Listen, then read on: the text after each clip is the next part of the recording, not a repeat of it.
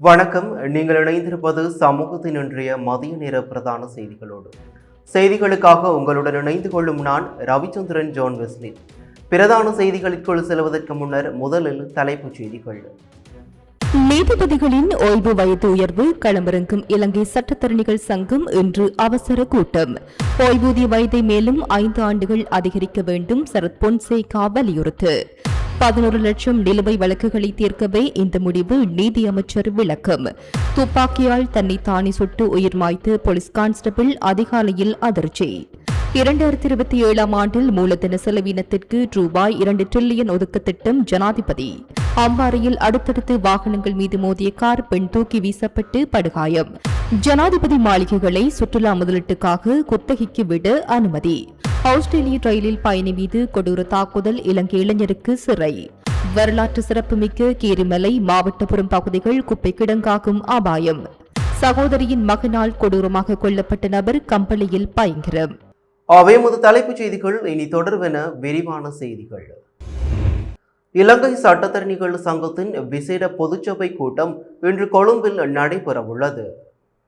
நீதிபதிகளின் ஓய்வு பெறும் வயதை உயர்த்துவதற்கு அரசாங்கம் எடுத்து வரும் நடவடிக்கைகளுக்கு எதிராக மேற்கொள்ளப்பட வேண்டிய நடவடிக்கைகள் குறித்து இதன்போது கவனம் செலுத்தப்படும் என அதன் தலைவர் சட்டத்தரணி ராஜீவ் அமரசூரிய தெரிவித்தார். இதன்படி இன்று காலை 11 மணிக்கு இலங்கை சட்டத்தரணிகள் சங்கத்தில் இக்கூட்டம் நடைபெறவுள்ளது. இவ்விவகாரம் எந்தவொரு தனிநபரையோ அல்லது நீதிபதியையோ சார்ந்தது அல்ல என்றும், மாறாக இது நீதித்துறையின் சுதந்திரம், அரசியலமைப்பு நெறிமுறைகள் மற்றும் நீதித்துறையின் மீதான பொதுமக்களின் நம்பிக்கையை பாதுகாத்தல் ஆகியவற்றுடன் தொடர்புடையது என்று ராஜீவ் அமரசூரிய குறிப்பிட்டார். அரசியலமைப்பில் மேற்கொள்ளப்படும் எந்தவொரு அடிப்படை மாற்றமும் பரந்தளவிலான பொதுமக்களின் மற்றும் சம்பந்தப்பட்ட தரப்பினரின் ஆலோசனைகளை உள்ளடக்கிய வெளிப்படையான செயல்முறைகளின் மூலமே கொண்டுவரப்பட வேண்டும் என்று அவர் மேலும் குறிப்பிட்டார். தேசிய முக்கியத்துவம் வாய்ந்த விவகாரமாக கருதப்படும் இதுகுறித்து விவாதிப்பதற்காக நடைபெறும் சிறப்பு பொதுக்கூட்டத்தில் பங்கேற்குமாறு இலங்கை சட்டத்தரணிகள் சங்க உறுப்பினர்களுக்கு அழைப்பு விடுக்கப்பட்டுள்ளது. பாரிஸ் வாழ் மக்களே, உங்களின் பேராதரவை பெற்ற கல்யாணி மற்றும் அன்னபூரணி தயாரிப்புகள் இப்போது 2 கிளைகளிலும். பிடி கேஷ் அண்ட் கரி லாச்சப்பல், பிடி சூப்பர் ஸ்டோர், ஹார்லே கோனஸ். ஓய்வூதிய வயதை மேலும் 5 ஆண்டுகள் அதிகரிப்பதன் மூலம் மக்களின் மன அழுத்தத்தை குறைக்க முடியும் என ஃபீல்ட் மார்ஷல் சரத் பொன்சேகா தெரிவித்துள்ளார்.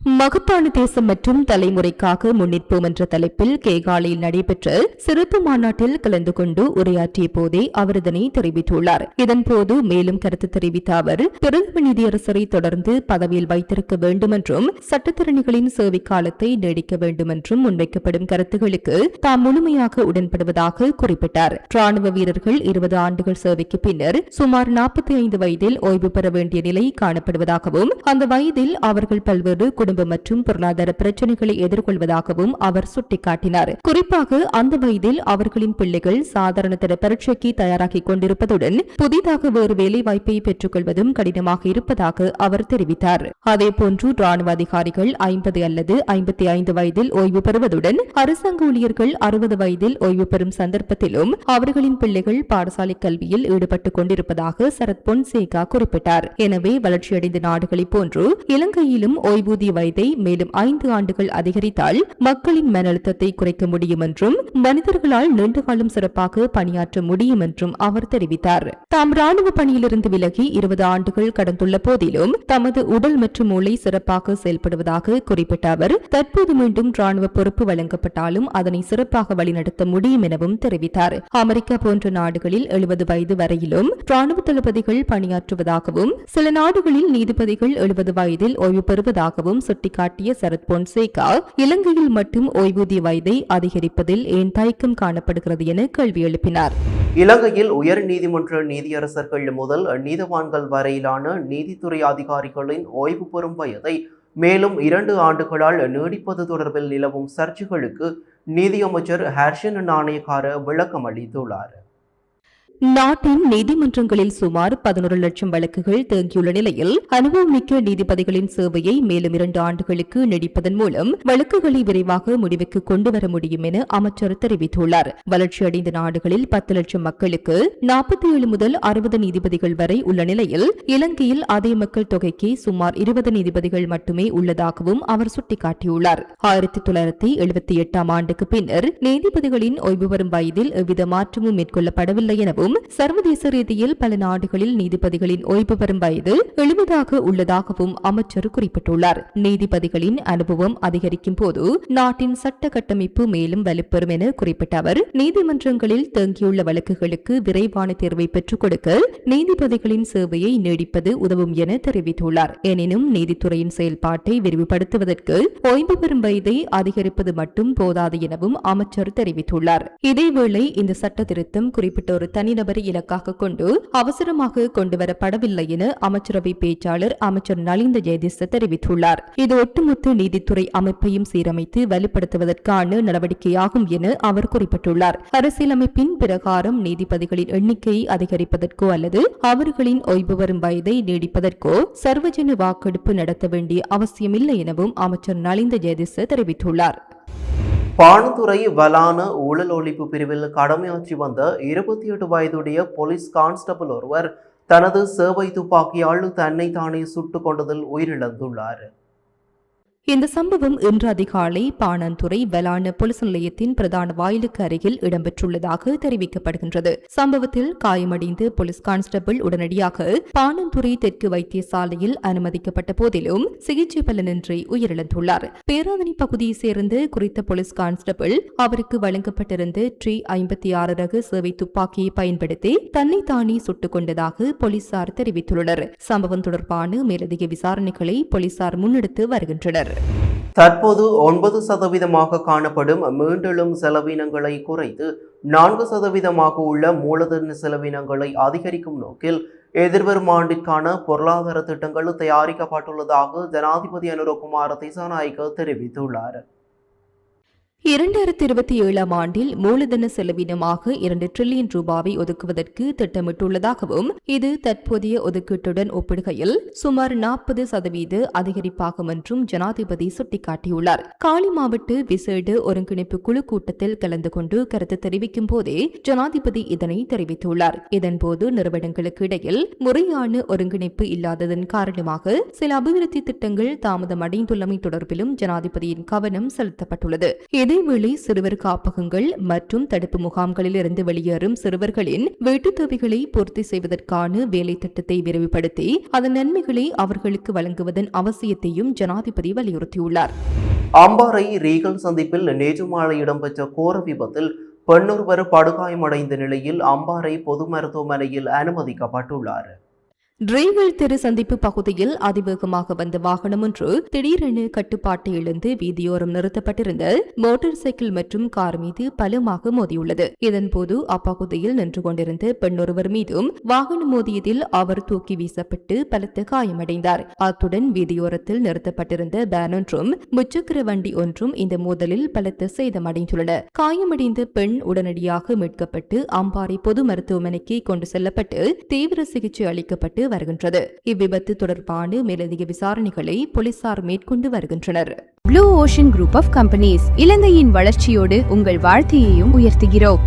இலங்கையின் பல்வேறு பகுதிகளில் அமைந்துள்ள தற்போதைய ஜனாதிபதியின் உத்தியோகபூர்வ நடவடிக்கைகள் அல்லது தனிப்பட்ட ஓய்வுக்காக பயன்படுத்தப்படாத ஜனாதிபதி மாளிகைகளை நீண்டகால குத்தகை அடிப்படையில் சுற்றுலா முதலீட்டு திட்டங்களுக்கு வழங்குவதற்கு அமைச்சரவை அனுமதி வழங்கியுள்ளது. ஜனாதிபதி செயலகத்தின் கட்டுப்பாட்டில் உள்ள இந்த மாளிகைகள் அவற்றின் பராமரிப்பு, பாதுகாப்பு உள்ளிட்ட செலவுகளுக்காக கணிசமான அளவு அரசு நிதி செலவிடப்படும் நிலையில் காணப்படுகின்றன. முழுமையான வசதிகளுடன் உயர்ந்த கட்டடக்கலை மற்றும் பொருளாதார மதிப்பை கொண்ட கவர்ச்சிகரமான நிலப்பரப்புகளில் அமைந்துள்ள இந்த மாளிகைகளை பொருளாதார ரீதியாக பயனுள்ள வகையில் பயன்படுத்தும் நோக்கில் இந்த நடவடிக்கை முன்னெடுக்கப்பட உள்ளது. அரசாங்கத்திற்கு சொந்தமான பங்களாக்கள், வீடுகள் மற்றும் ஜனாதிபதி மாளிகைகளை பொருளாதார ரீதியாக பயனுள்ள பயனுள்ள வகையில் பயன்படுத்துவதற்கான வழிமுறைகளை அறிமுகப்படுத்துவதற்காக நியமிக்கப்பட்ட குழுவின் பரிந்துரைகளின் அடிப்படையில் இந்த முன்மொழிவு முன்வைக்கப்பட்டுள்ளது. அதன்படி பெருந்தோட்ட, கதிர்காமம், மகியங்கனை, எம்பிலிப்பட்டிய மற்றும் அனுராதபுரம் ஆகிய பகுதிகளில் அமைந்துள்ள ஜனாதிபதி மாளிகைகளை சுற்றுலாத்துறையில் முதலீட்டு திட்டங்களை செயல்படுத்துவதற்காக தகுதியான முதலீட்டாளர்களுக்கு நீண்டகால குத்தகை அடிப்படையில் வழங்குவதற்கான முன்மொழிவுகள் கோரப்பட்டுள்ளன. இந்த முன்மொழிவை ஜனாதிபதி அனுரகுமார் திசாநாயக்க அமைச்சரவைக்கு சமர்ப்பித்த நிலையில் அதற்கு அமைச்சரவை அங்கீகாரம் வழங்கியுள்ளது. ஆஸ்திரேலியாவின் பிரிஸ்பேன் நகரில் ஓடும் ரயிலில் தனியாக பயணம் செய்த நபரொருவரை தாக்கிய குற்றச்சாட்டில் இலங்கை வம்சாவளியைச் சேர்ந்த 22 வயதான சரணீஸ் சிவகுமாருக்கு நீதிமன்றம் சிறை தண்டனை விதித்துள்ளது. கடந்த ஏப்ரல் 25ஆம் தேதி கிளீவ்லேண்ட் வழித்தட ரயிலில் இந்த சம்பவம் இடம்பெற்றுள்ளது. சரணீஸ் சிவகுமார் மற்றும் அவரது நண்பரான பேட்லி மாவினி ஆகிய இருவருக்கும் ரயிலில் தனியாக பயணம் செய்த நபரொருவருக்கும் இடையில் ஏற்பட்ட வாய் தர்க்கம் பின்னர் கைகலப்பாக மாறியுள்ளது. இதன்போது இருவரும் இணைந்து குறித்த நபரின் முகம் மற்றும் தலையில் சரமாரியாக தாக்கியுள்ளனர். பாதிக்கப்பட்ட நபர் ரயிலில் இருந்து இறங்க முயன்றபோது மூடப்பட்ட கதவுகளினூடாக அவரை இழுத்து தடுத்து வைத்ததாகவும் நீதிமன்றத்தில் தெரிவிக்கப்பட்டது. இதனைத் தொடர்ந்து அவரது பையை பறிக்க முயன்ற போது சரணீஸ் சிவகுமார் கண்ணாடி பொருளொன்றினால் அவரது தலையில் பலமாக தாக்கியுள்ளார். கிளீவ்லேண்ட் நீதவான் நீதிமன்றத்தில் நடைபெற்ற வழக்கு விசாரணையின் போது தான் தற்பாதுகாப்புக்காகவே இவ்வாறு நடந்து கொண்டதாக சரணீஸ் சிவகுமார் தெரிவித்துள்ளார். எனினும் அவரது வாதத்தை நிராகரித்த நீதவான் டெபோரா வஸ்டா தற்காப்பு என்பது வேறு என்றும் ஒருவரின் தலையில் தாக்குவது தற்காப்பாகாது என்றும் குறிப்பிட்டதுடன் இது அப்பாவியொருவர் மீது நடத்தப்பட்ட கொடூரமான தாக்குதல் என கடுமையாக விமர்சித்துள்ளார். இந்த குற்றத்துக்கான அதிகபட்ச தண்டனை காலம் 12 மாதங்கள் என்பதால் சரணீஸ் சிவகுமாருக்கு 8 மாத சிறை தண்டனை விதிக்கப்பட்டுள்ளது. அவர் ஏற்கனவே 89 நாட்கள் விளக்கமறியலில் இருந்ததை கருத்தில் கொண்டு எஞ்சிய தண்டனை காலத்தை கண்காணிப்பின் கீழ் பிணையில் கழிக்க நீதிமன்றம் அனுமதி வழங்கியுள்ளது. சரணீஸ் சிவகுமார் சிறுவயதிலேயே ஆஸ்திரேலியாவிற்கு குடிபெயர்ந்தவர் என்பதுடன் கடந்த ஆண்டு ஆஸ்திரேலியா குடியுரிமையை பெற்றுள்ளதாகவும் தெரிவிக்கப்பட்டுள்ளது. இதேவேளை இந்த தாக்குதலில் தொடர்புடைய மற்றைய குற்றவாளியான பேட்லி மாவினேவுக்கு ஏற்கனவே 10 மாத சிறை தண்டனை விதிக்கப்பட்டுள்ளமை குறிப்பிடத்தக்கது. யாழ்ப்பாணத்தின் வரலாற்று மற்றும் ஆன்மீக முக்கியத்துவம் வாய்ந்த கீரிமலை மற்றும் மாவட்டப்புறம் பகுதிகளில் கழிவுகள் கொட்டப்பட்டு வருவதால் அப்பகுதிகள் எதிர்காலத்தில் பாரிய குப்பை கிடங்காக மாறும் அபாயம் ஏற்பட்டுள்ளதாக அப்பகுதி மக்கள் மற்றும் பிரதேச சபை உறுப்பினர்கள் கவலை வெளியிட்டுள்ளனர்.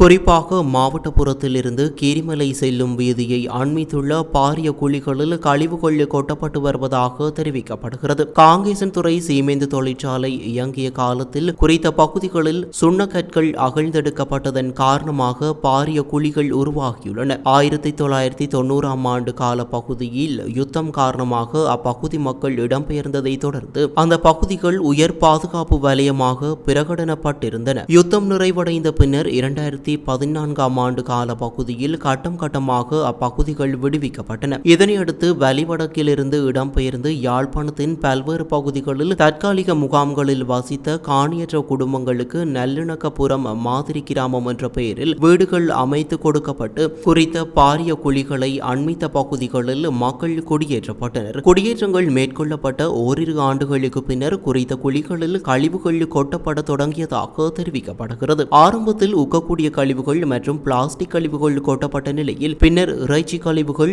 மற்றும் மருந்து கழிவுகளும் எவ்வித உரிய கண்காணிப்பும் கட்டுப்பாடுகளுமின்றி கொட்டப்பட்டதாக அப்பகுதி மக்கள் தெரிவிக்கின்றனர். இதற்கு எதிராக 2019ஆம் ஆண்டு கால பகுதியில் அப்பகுதி மக்கள் எதிர்ப்பு தெரிவித்ததுடன் போராட்டங்களையும் முன்னெடுத்தனர். இந்நிலையில் சில வருடங்களாக பாரிய அளவில் கழிவுகள் கொட்டப்படுவது தவிர்க்கப்பட்டிருந்த நிலையில் தற்போது மீண்டும் குறித்த குழிகளில் கழிவுகள் கொட்டப்படுவதாக தெரிவிக்கப்படுகிறது. வலிவடக்கு பிரதேச சபையின் ஆளுகைக்குட்பட்ட பகுதிகளில் வலி தெற்கு பிரதேச சபை மற்றும் கடற்படையினர் கழிவுகளை கொண்டு வந்து கொட்ட முயற்சிப்பதாகவும் அப்பகுதி மக்கள் குற்றம் சுமத்தியுள்ளனர். நீண்டகால திட்டமிடலின்றி கழிவுகளை கொட்டுவதற்கு அனுமதிப்பது எதிர்காலத்தில் பாரிய சுகாதார மற்றும் சுற்றுச்சூழல் பிரச்சினைகளை ஏற்படுத்தக்கூடும் என்பதால் சம்பந்தப்பட்ட துறைசார் அதிகாரிகள் இந்த விடயம் தொடர்பில் விரைந்து காத்திரமான நடவடிக்கை எடுக்க வேண்டும் என அப்பகுதி மக்கள் எதிர்ப்பு வெளியிட்டுள்ளனர். கம்பளை போலீஸ் பிரிவிற்குட்பட்ட கீரப்பனை பகுதியில் உள்ள வீடொன்றில் 52 வயதுடைய நபர் ஒருவர் கூறிய ஆயுதத்தால் தாக்கப்பட்டு கொலை செய்யப்பட்டுள்ளார். இந்த சம்பவம் நேற்று இரவு இடம்பெற்றுள்ளதாக போலீசார் தெரிவித்துள்ளனர். கீரப்பனை பகுதியைச் சேர்ந்த குறித்த நபர் காயமடைந்து கீழே விழுந்து கிடப்பதாக கம்பளை போலீஸ் நிலையத்திற்கு கிடைத்த தகவலை அடுத்து போலீசார் உடனடியாக சம்பவ இடத்திற்கு சென்றுள்ளனர். பின்னர் காயமடைந்த நிலையில் காணப்பட்ட நபர் கம்பளை வைத்தியசாலையில் அனுமதிக்கப்பட்ட போதிலும் அவர் ஏற்கனவே உயிரிழந்து விட்டதாக மருத்துவர்கள் தெரிவித்துள்ளனர். முதற்கட்ட போலீஸ் விசாரணைகளில் உயிரிழந்த நபருக்கும் அவரது சகோதரியின் மகனுக்கும் இடையில் ஏற்பட்ட தகராறு முற்றியதை அடுத்து சகோதரியின் மகன் கத்தியால் தாக்கியதில் இந்த கொலை இடம்பெற்றுள்ளதாக தெரிய வந்துள்ளது. சம்பவம் தொடர்பில் 43 வயதுடைய சந்தேக நபர் ஒருவர் கைது செய்யப்பட்டுள்ளார். சம்பவம் தொடர்பான மேலதிக விசாரணைகளை கம்பளை போலீசார் முன்னெடுத்து வருகின்றனர். ஸ்ரீ புதிய கதிரேசன் கோவிலின் வருடாந்த ஆடிப்பேர் ஊர்வலம் நேற்று மாலையில் அலரி மாளிகைக்கு முன்பாக வருகை தந்தது.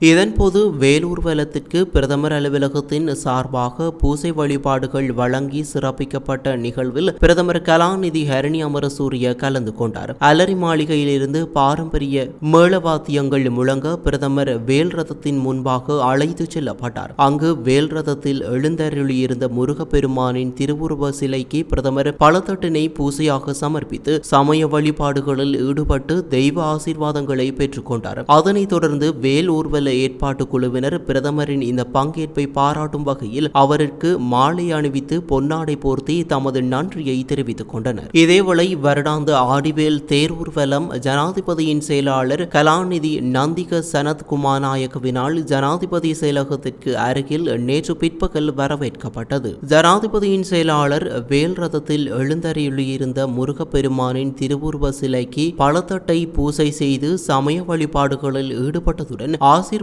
பெற்றுக்கொண்டார். பெருந்தோட்டம் மற்றும் சமூக உட்கட்டமைப்பு வசதிகள் பிரதி அமைச்சர் சுந்தரலிங்கம் பிரதீப் மற்றும் ஜனாதிபதியின் சிரேஷ்ட மேலதிக செயலாளர் ரோஷன் கமகே உட்பட பலர் இந்நிகழ்வில் கலந்து கொண்டனர். இத்துடன் சமூகத்தின் மதிய நேர பிரதான செய்திகள் நிறைவு பெறுகின்றன. தொடர்ந்தும் சமூகத்தின் செய்திகளோடு இணைந்திருங்கள். நன்றி, வணக்கம். எமது RIP பேச்சுக்கு கிடைத்த மரண அறிவித்தல்கள். யாழ்ப்பாணம் மட்டுவில் வடக்கை புறப்படமாகவும் உரும்பராயை வதிவிடமாகவும் கொண்டிருந்த திரு நாகமுத்து சுந்தரம் அவர்கள் 28/7/2026 செவ்வாய்க்கிழமை அன்று காலமானார். யாழ்ப்பாணம் காரைநகர் பொன்னம்பலம் வீதியை புறப்படமாகவும் வதிவிடமாகவும் கொண்டிருந்த திரு கணபதி பிள்ளை நடராசா அவர்கள் 28/7/2026 செவ்வாய்க்கிழமை அன்று காலமானார். மட்டக்களப்பு கழுதாவளை முதலாம் குறிச்சியை புறப்படமாகவும் வதிவிடமாகவும் கொண்டிருந்த திரு முருகேசு கதிர்காமத்தம்பி அவர்கள் 28/7/2026 செவ்வாய்க்கிழமை அன்று காலமானார். மட்டக்களப்பு கோட்டை கல்லாரை புறப்படமாகவும் வதிவிடமாகவும் கொண்டிருந்த திரு முருகேசு சிதம்பரப்பிள்ளை அவர்கள் 28/7/2026 செவ்வாய்க்கிழமை அன்று காலமானார். மேலே அறிவிக்கப்பட்ட அனைத்து மரண அறிவித்தல் இறுதிக்கிரியை பற்றிய தகவல்களை அறிந்து கொள்ள ரிப் பேஜை பார்வையிடுங்கள். இதற்கான லிங்க் கீழிருக்கும் டிஸ்கிரிப்ஷனில் பார்வையிடலாம். இது போன்ற செய்திகளை தெரிந்து கொள்ள சமூகம் நியூஸ் சேனலை சப்ஸ்கிரைப் செய்து அருகில் உள்ள பெல் பட்டனை கிளிக் செய்யுங்கள். மேலும் இது போன்ற செய்திகளை உடனுக்குடன் தெரிந்து கொள்ள சமூகமீடியா.com என்ற இணையதளத்தின் வாயிலாகவும் எங்களுடன் இணைந்திருங்கள்.